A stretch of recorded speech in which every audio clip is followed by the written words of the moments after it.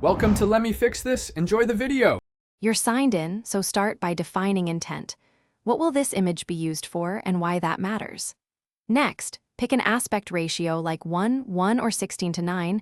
This controls composition and cropping. Then select a style seed or reference image to guide aesthetics. Once done, open the Text to Image tool, paste a clear, action-focused prompt, and choose resolution. Make sure to enable any commercial content settings if you plan to use the final asset professionally. You'll now build the prompt that drives results.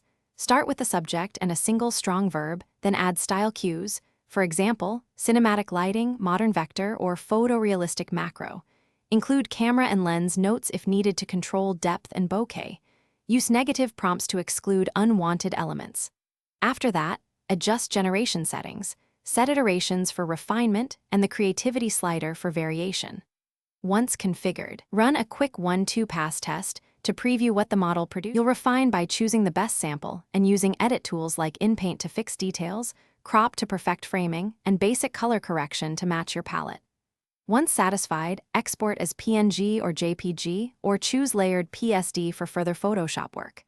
If the image looks off, revert to one key tip.